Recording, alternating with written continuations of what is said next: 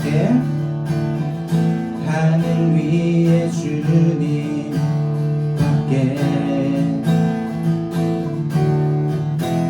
내가 사모할 자 이 세상에 없네.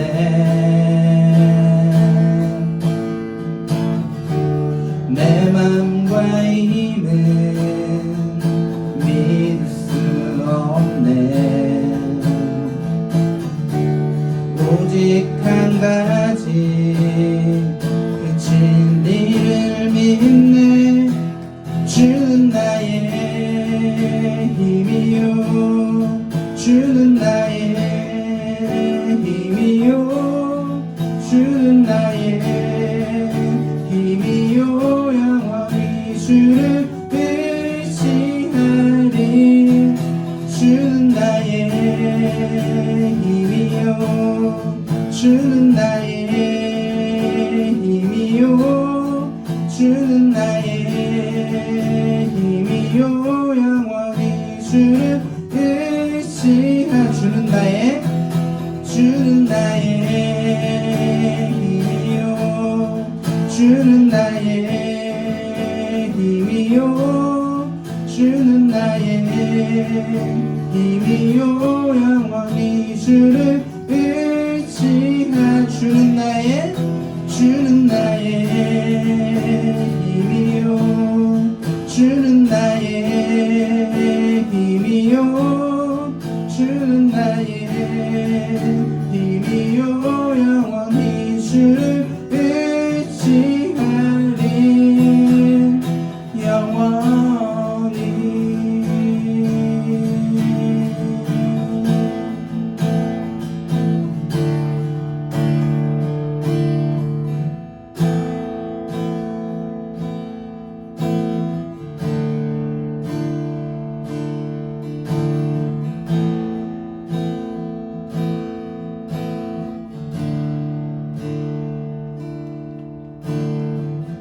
나의 영혼이 잠잠히 하나님만 바라며 나의 구원이 그에게서 나는 도다. 나의 영혼아 잠잠히 하나님만 바라라. 나의 소망이 저에게서 나는 도다. 오직 주만이 나의 반석, 나의 구원이시니.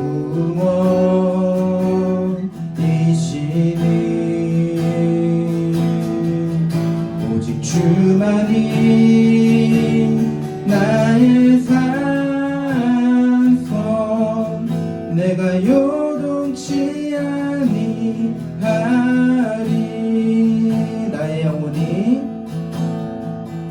나의 영혼이 간절히 여호와를 갈망하며 나의 입술이 여호와를 찬양하리.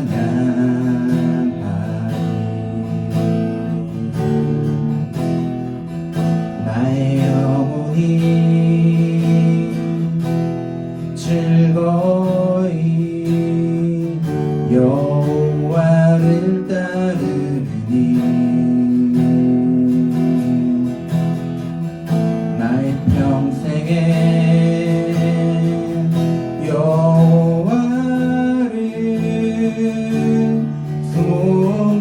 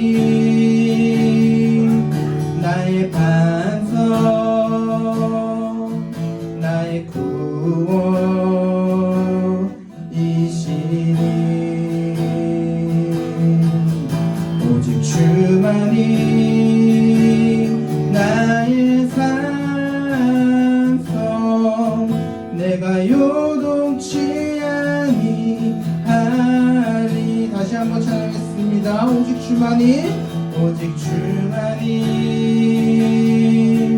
나의 반석 나의 구원이시니 오직 주만이 나의 반석 내가 요동치 아니하리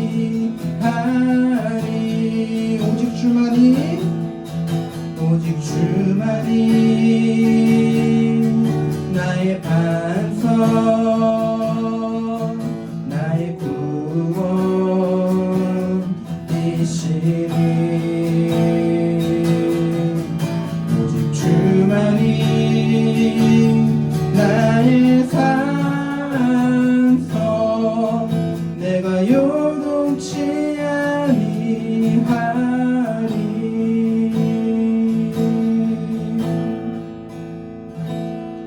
우리 다 같이 일어나서 나는 예배자입니다 찬양하도록 하겠습니다.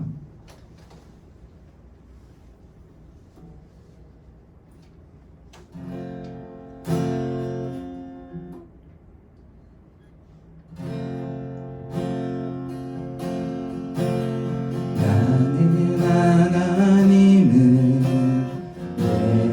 예배하는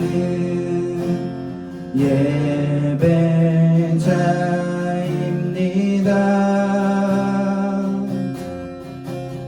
내가 서 있는 곳 어디서나 하나님을 예배합니다.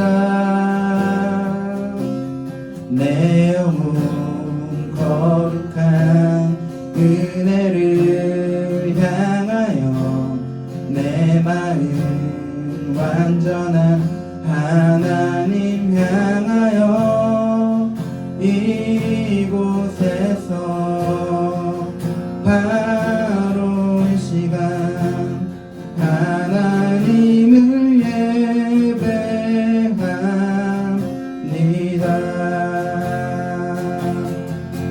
나의 평생에 단 한 가지 소원 주의 아름다우심 보며 사랑 노래하는 것 나의 왕 되신 주님의 얼굴 구하며 그 사랑 안에 머물러 사랑 노래합니다.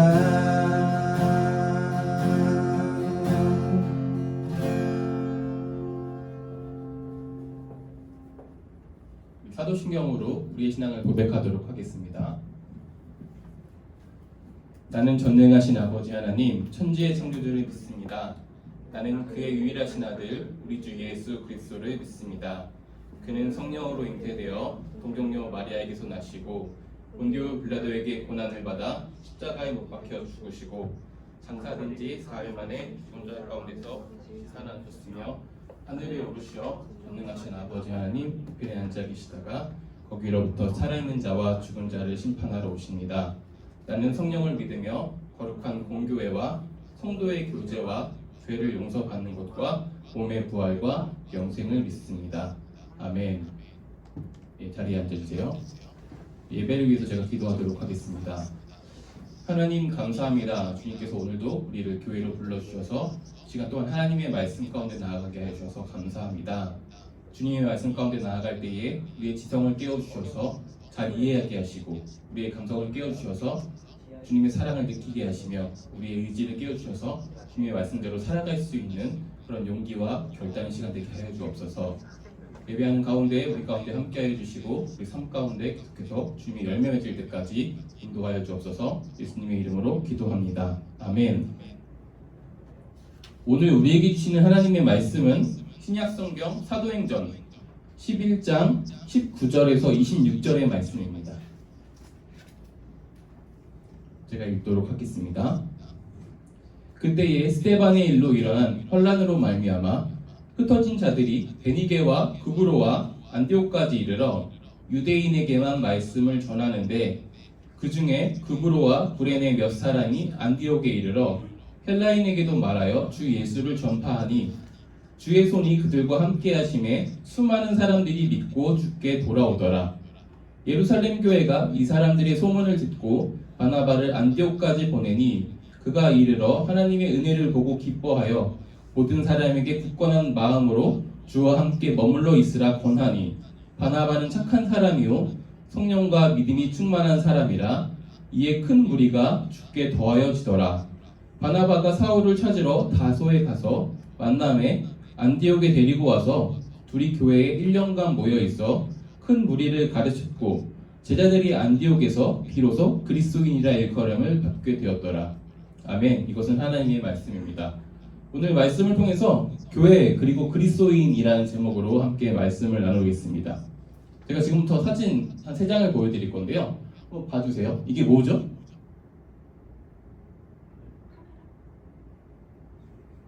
네, 한 장 더 넘겨주세요. 이거는요? 어렵나요? 한 번 더 넘기면 좀 편해질 거예요. 이거는 이제 좀 알겠죠? 맞아요, 오뚜기입니다. 네. 지금까지 우리는 다 같은 오뚜기를 봤습니다. 뭐 디자인이 다양하고 뭐 시계를 용도로 사용할 수 있는 오뚜기도 나왔고 좀 용도는 다 활용하기 좀 더 커졌지만 오뚜기가 오뚜기일 수 있는 이유는 어떤 아기자기한 디자인이나 캐릭터가 아니라 그 무게중심과 둥근 밑면에 그 비밀이 있습니다.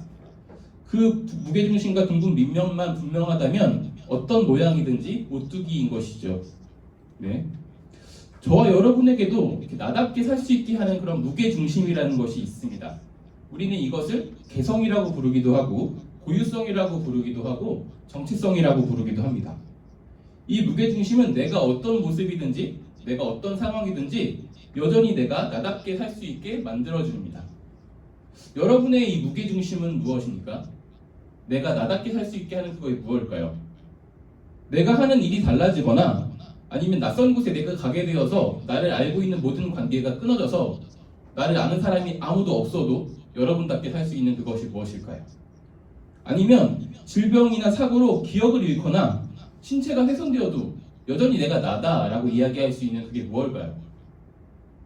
아니면은 자의로 혹은 타의로 수술을 해서 얼굴을 바꾸거나 아니면 이름을 바꾸어도 아니면 신체가 달라져도 내가 여전히 나이게 하는 그것이 무엇일까요? 우리는 이것을 정체성이라고 이야기하죠. 여러분 시기는 많은 경험과 실패를 통해서 그게 무엇인지 좀 찾아가는 시기입니다. 저는 이제 20살이 넘어서야 이런 고민을 했었는데요. 여러분은 청소년기 때 이런 고민들을 잘 해봤으면 좋겠습니다. 여러분은 또한 신앙인이기에 그리스도인으로서의 정체성도 함께 고민해야 하는 것이죠. 이 무게중심은 개인뿐만이 아니라 집단이나 공동체에게도 있습니다. 우리는 이것을 뭐 정체성이라고 부르기도 하고 공동체 정신이라고 부르기도 하고 뭐 목표나 목적 아니면 비전 다양하게 부르기도 해요. 예를 들어서 학교에 어떤 밴드부가 있다고 우리가 생각을 해봅시다. 이 밴드부는 공연과 연습만 하진 않습니다.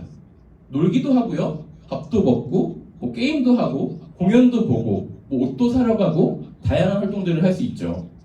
뭐 심지어 뭐 공연과 전혀 상관없이 뭐 연기를 할 수도 있고 춤을 출 수도 있어요. 그런데 이런 것들이 재미있다고 더 이상 공연과 악기 연습을 하지 않는다면 그것을 우리가 밴드부라고 부를 수 있을까요? 교회도 마찬가지입니다. 성경에서는 교회를 공동체 이렇게 부르고 있어요. 또한 예수님을 믿는 그리스도인들의 모임이라고 우리가 부르고 있습니다. 바로 저와 여러분들이 우리가 바로 교회인 것입니다. 교회가 공동체라면 교회에도 공동체 정신, 즉 정체성, 무게중심이라는 것이 있어야 합니다. 예수님이 이 땅에 오신 지 2000년이 지났습니다. 2000년의 역사를 지닌 이 교회가 2000년 전에도 교회였고 그리고 지금 2000년이 지난 2020년에도 여전히 교회이게 하는 그 무게중심이 무엇일까요? 우리도 그것을 가지고 있어야 하고 알고 있어야 하지 않을까요? 여러분이 생각하는 교회, 이 교회의 정체성이 무엇인지 오늘 우리가 안디옥 교회가 세워진 이 모습을 통해서 우리를 돌아보고 또한 교회의 무게중심에 대해서 생각해보는 그런 시간을 가져보도록 하겠습니다. 안디옥은 로마에서 세 번째로 큰 도시입니다.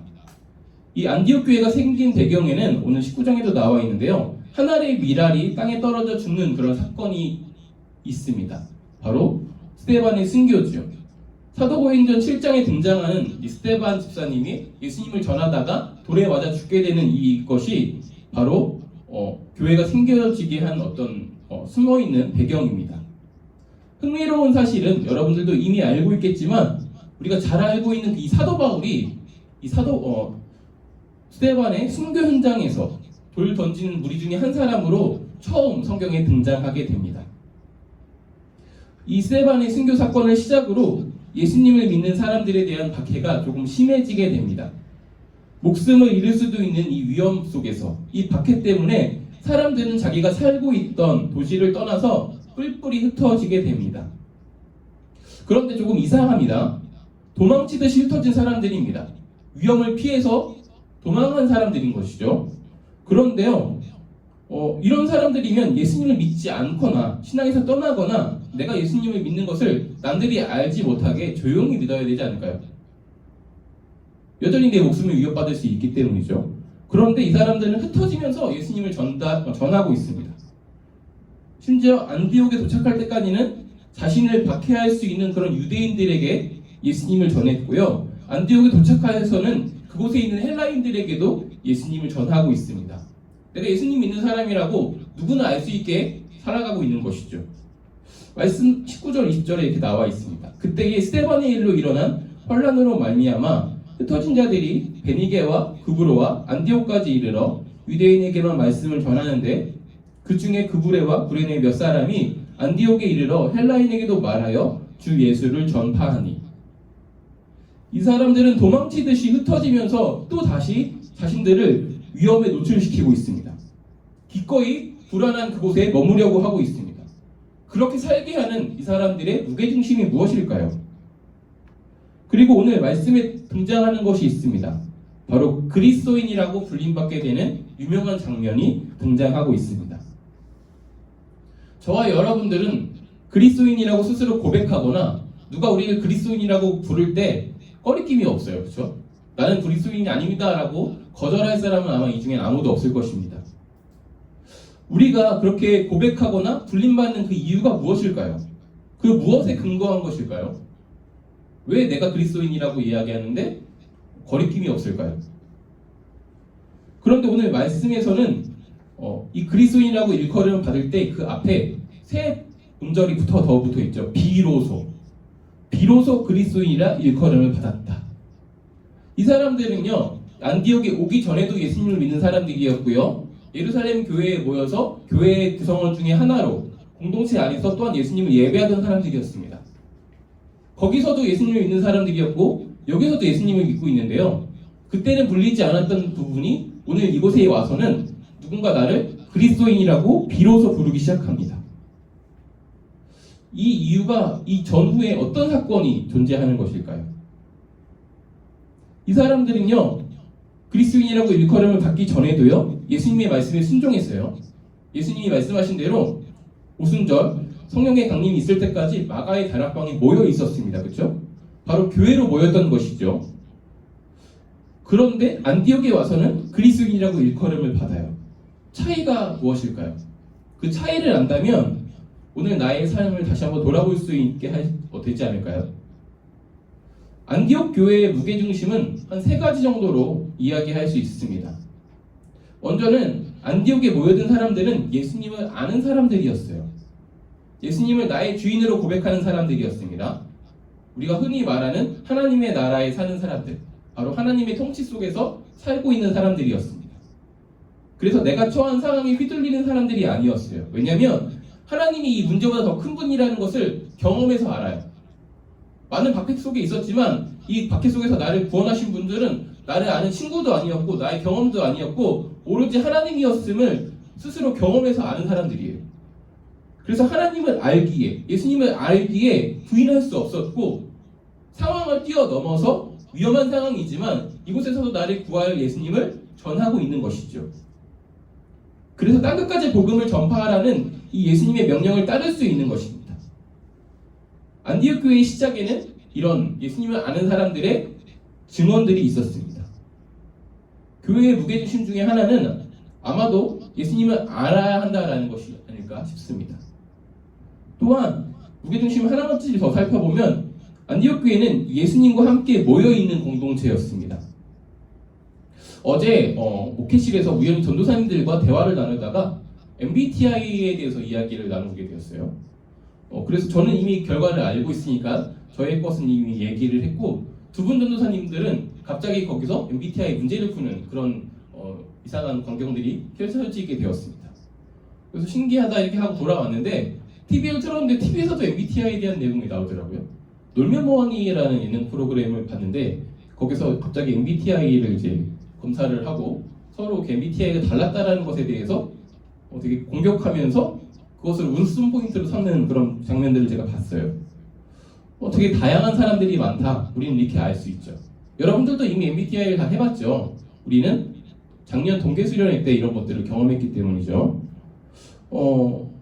저는 가장 많은 상담을 했던 시기를 생각해보면 바로 제가 군인이었을 때입니다. 하루에 한 번 이상은 상담을 했어요. 매일같이 상담을 하고 상담 결과를 컴퓨터로 작성을 해야 되는 것이 제 일이었기 때문입니다.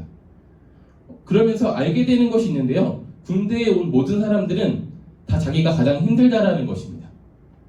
어느 하나 안 힘들다고 하는 사람들이 없어요.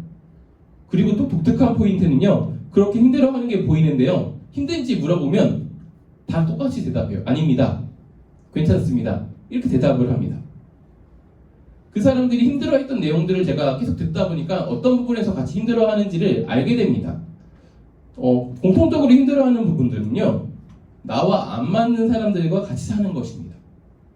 여러분들도 좀 떠오르는 사람 있나요? 이 사람만 보면 되게 불편하고 피하고 싶어요.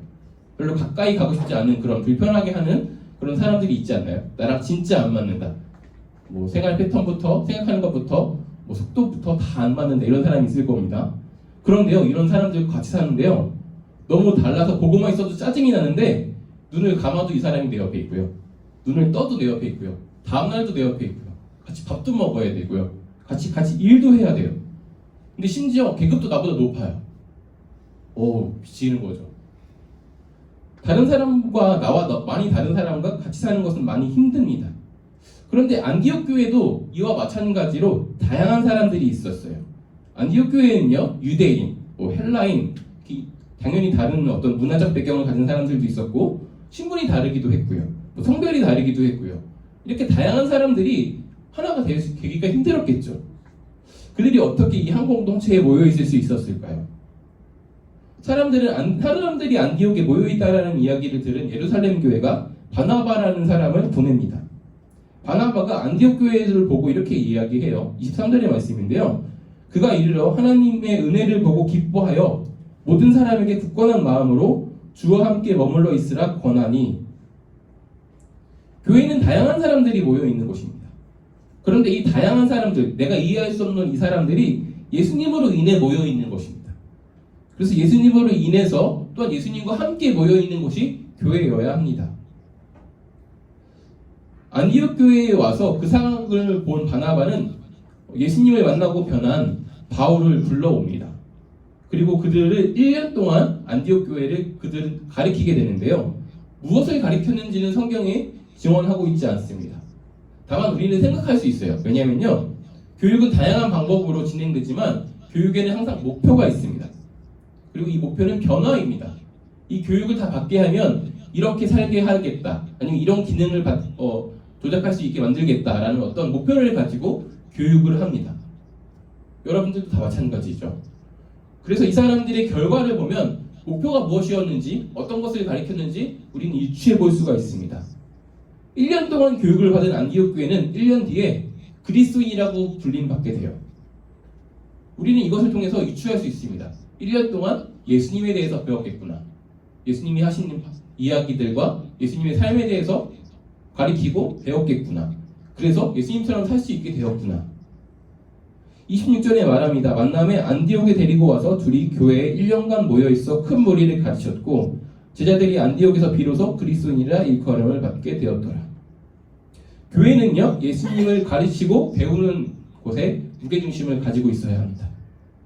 우리는 예수님을 믿고 예수님을 알게 됩니다. 믿는 것이 먼저죠. 하지만 예수님을 알게 될수록 더 믿게 됩니다. 이게 신앙의 신비인 것 같습니다. 알아야 믿겠다라고 생각하지만 믿으면 알게 되는 것이죠. 이것이 우리가 예수님을 믿는 것이 멈추지 않고 말씀을 읽고 묵상하며 예수님을 알기 위해서 노력하게 되는 그런 이유이기도 합니다. 예수님을 알고 또한 예수님과 예수님으로 인해 함께 있으며 예수님에 대해서 배우고 가르친 것이 바로 안디옥 교회가 가지고 있던 무게 중심이었습니다. 안디옥 교회는 비로소 그리스도인이라고 일컬음을 받은 사람들입니다. 이것은 외부 사람들이 그들 공동체에게, 그들 한 사람 한 사람에게 붙인 별명이었고 그들의 정체성이었습니다. 그들의 삶을 보면서 그리스도라고 부르는 예수님을 떠올리게 된 것이죠. 뭐가 달라졌는지 오늘 말씀을 통해서 우리는 한 가지를 확인할 수 있습니다. 안디옥에 오기 전과 오고 난 후 19절과 20절의 말씀을 통해서 우리가 볼 수 있는데요. 그때의 스데반의 일로 일어난 환란으로 말미암아 흩어진 자들이 베니게와 구브로와 안디옥까지 이르러 유대인에게만 말씀을 전하는데 그 중에 구브로와 구레네 몇 사람이 안디옥에 이르러 헬라인에게도 말하여 주 예수를 전파하니. 차이를 제가 한 문장으로 이야기를 하면 우리끼리입니다. 우리끼리. 안디옥에 오기 전까지는요, 우리끼리 신앙생활을 했어요. 유대 공동체 안에서, 유대인 안에서만 예수님을 전하고 배우고 가르치고 예배하는 일들을 했습니다. 그런데 안디옥에 와서 비로소 유대인을 넘어서 이방인에게, 헬라인에게도 예수님을 알리기 시작하는 것입니다. 우리끼리만 예수님을 알고 예수님으로 인해서 모인 사람들이 예수님을 예배하고 교제하고 예수님의 가르침을 나누었는데요. 이게 이제 이방인에게도 확장된 것이죠. 이들이 왜 우리끼리만 하나님의 말씀을 또한 예수님을 알고 전하고 예배했을까요? 다양한 생각을 해볼 수 있습니다. 유대인으로서 선민의식이 있었을 수도 있어요. 난 선택받은 족속이니까. 아니면요, 내가 알고 있는 것을 다 전하기 자신이 없었을 수도 있습니다. 아니면요, 또 그냥 하기 싫었을 수도 있어요. 그것도 아니면 그냥 우리끼리만 하는 것이 관습적으로 문화적으로 익숙해져서 이방인에게, 헬라인에게도 예수님을 전해야 한다라는 이 사실 자체를 관심도 없고 문제의식도 없이 그냥 살아갔을 수도 있습니다. 말씀에서는 그 이야기를 하지 않습니다. 그런데 우리는 또한 유추해 볼 수 있습니다. 되게 간단해요. 여러분은 왜 예수님을 전도하지 않습니까? 다양한 생각들을 하고 있겠죠? 그것이 오늘 이 사람들이 예수님을 전하지 않는 이유 중에 하나일 것입니다. 그것이 아마도 우리에게 가장 와닿는 답일 것입니다. 우리가 그리스도인이라고 고백하고 불리는 것을 거부하지 않는다면 우리는 우리의 관심을 말씀처럼 확장할 필요가 있습니다. 우리끼리만 하던 것을 이제는 예수님을 믿지 않는 사람들에게 확장시킬 필요가 있습니다. 사랑으로 인해서 불안한 자리에 서야 할 필요도 느끼고요. 또한 나를 위험에 노출시켜야 하는 그런 삶 또한 예수님께서 그렇게 먼저 사셨던 사랑의 삶이었고 그것이 우리에게 복음이었습니다.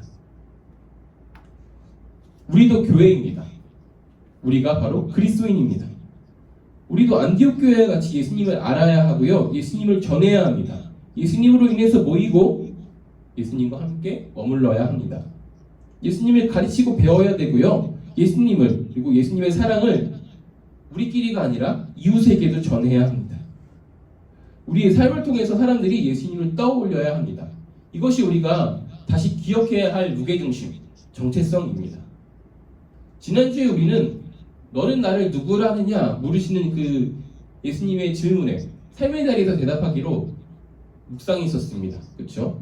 어떻게 대답할지 고민했었습니다. 그리고 그 고백 위에 우리 삶의 자리에서 예수님께서 교회를 세우신다라는 것을 다시 한번 상기했습니다. 오늘 우리는 교회의 그리스도인의 무게중심을 다시 상기하고 있습니다. 그리고 스스로를 돌아보기 원합니다. 내가 놓치고 있던 그 무게중심이 무엇인지 스스로를 돌아볼 때 나의 잣대로만 돌아본다면 더 많은 시간과 더 많은 노력이 들어가게 됩니다. 그리고 그것이 올바르게 내가 고민한 것인지 그 정답을 알 방향이 없습니다. 기준을 가지고 나를 돌아봤으면 좋겠어요. 때마침 우리 교회에서 이번 주부터 하려고 지금 광고하고 있는 것들이 있어요. 성경 읽기를 지금 광고를 하고 있습니다. 여러분들이 개인적인 어떤 경건의 생활로서 묵상을 하거나 성경을 읽고 있지 않다면 이번 기회에 같이 동참했으면 좋겠습니다. 신약 성경을 하루에 5장씩 읽자라는 운동인데요. 이렇게 성경을 읽으면서 우리가 묵상이 무엇인지 한번 배웠었죠. 하가, 으르렁거리기도 하고 구구거리기도 하고 이렇게 말씀에 대해서 계속 붙잡고 이게 나에게 어떤 의미가 있는지 생각해보는 시간들을 가졌으면 좋겠습니다. 그럴 때 오늘 우리에게 잃어버렸던 무게중심이 있다면 다시 찾게 되는 그런 일들이 일어나지 않을까요? 네, 다시 한번 우리를 돌아보고 우리 함께 기도하도록 하겠습니다. 내가 그리스도인으로서 살아가고 있는데 내가 또한 교회인데 오늘 말씀 속에 등장한 교회와 그리스도인들의 삶 속에 있었던 무게중심이 내게 없다면 아니면 내게 있는지 없는지 잘 생각도 안 해봤다면 이 시간 곰곰이 생각해봤으면 좋겠습니다. 생각해보고 다시금 내가 잃어버린 것들을 찾고 그리스도인답게 교회답게 살아갈 수 있게 해달라고 우리 함께 마음을 모아서 기도하도록 하겠습니다. 하나님 감사합니다. 우리가 다시 한번 말씀 가운데 나아갑니다. 말씀을 통해서 다른 어떤 것이 아니라 무게중심을 잃었던 것을 상기하고 다시금 내 삶의 기준을 중심을 잡아가려고 합니다. 다시 한번 일어서려고 합니다. 주님께서 세우신 교회를 세우신 그곳에서 그리스도인으로서 또한 교회로서 내가 입고 있던 무게중심들이 있다면 다시금 주님의 말씀 가운데 나아갈 때에 나를 돌아보게 하시고 그 말씀을 기준 삼아서 다시 한번 내가 그 무게중심으로 인하여서 그리스도인답게 교회답게 살아갈 수 있는 신앙이 되게 하여 주옵소서. 하나님 감사합니다. 오늘 말씀을 통해서 우리가 놓치고 있던, 잊고 있던 무게중심이 무엇인지 다시 한번 묵상해보고 나를 돌아보게 하시면 감사합니다. 우리가 지금부터 다시 한번 하나님의 말씀을 읽을 때에 말씀이 거울처럼 우리를 비추어서 우리 가운데 어떤 것이 바로 서 있지 않는지 깨닫게 하시고 말씀을 기준으로 다시 한번 그리스도인답게 교회답게 살아갈 수 있는 하나님의 자녀들 될 수 있도록 함께하여 주옵소서. 그렇게 말씀을 읽을 때에 하나님의 말씀이 꿀송이처럼 달콤할 수 있도록 주님께서 우리 가운데 함께하여 주시고 혹 삶의 여러 가지 방향 속에서 헤매고 있는 친구들이 있다면 하나님의 말씀이 내 발의 등불처럼 두 걸음 세 걸음 앞서 나가셔서 나의 삶을 인도하시는 하나님의 말씀을 경험할 수 있게 해주시며 하나님의 말씀이 오늘 나의 삶 가운데 어떤 의미가 있는지 묵상할 때에 주님께서 말씀하여 주시는 그런 은혜도 있게 하여 주옵소서. 예수님의 이름으로 기도합니다. 아멘. 주님 가르쳐 주신 기도로 오늘의 예배를 마치도록 하겠습니다. 하늘에 계신 우리 아버지, 아버지의 이름을 거룩하게 하시며 아버지의 나라가 오게 하시며 아버지의 뜻이 하늘에서와 같이 땅에서도 이루어지게 하소서. 오늘 우리에게 일용의 양식을 주시고 우리가 우리에게 잘못한 사람을 용서하여 준 것 같이 우리 죄를 용서하여 주시고 우리를 시험에 빠지지 않게 하시고 악에서 구하소서. 나라와 권능과 영광이 영원히 아버지의 것입니다. 아멘. 네, 오늘 봉헌은 일단 지금 할까요? 네.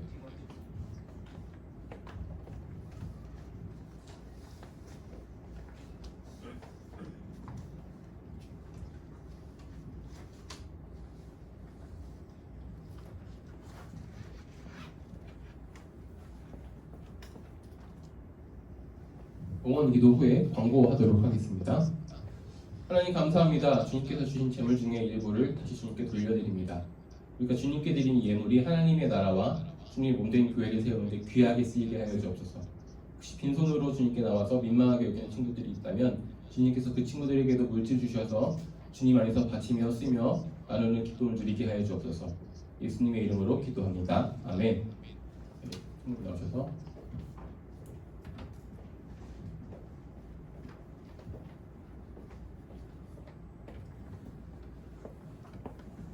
자, 오늘부터 우리 지금 현장 예배와 실시간 영상 예배를 진행하고 있습니다. 지금 실시간으로 새 친구가 들어와 있네요. 다음부터 계속 들어와 주시고 그 영상은 지금 녹화도 해서 오후에는 여러분들이 또 별도로 볼 수 있도록 그렇게 준비를 하겠습니다. 저희 아까 전 선생님 설교 중에도 말씀하셨는데 이제 오늘부터 해서 성경 읽기를 8월 4일까지 2달 동안 성경 읽기를 진행을 합니다. 그래서 그거 여러분들 나눠드렸는데 이따가 못 오신 학생들한테도 카톡방에 올려드릴게요. 요거가 끝날 때쯤 다 한 친구들한테는 청소년 교회에서 또 별도로 선물 등을 준비하도록 하겠습니다. 일단 예배 마치고 당분간은 교회에서 지금 소모임, 그러니까 우리 반모임을 좀 지양해달라고 해서 당분간은 예배 이외에 다른 모임은 지양을 하도록 하겠습니다. 일단 마치겠습니다.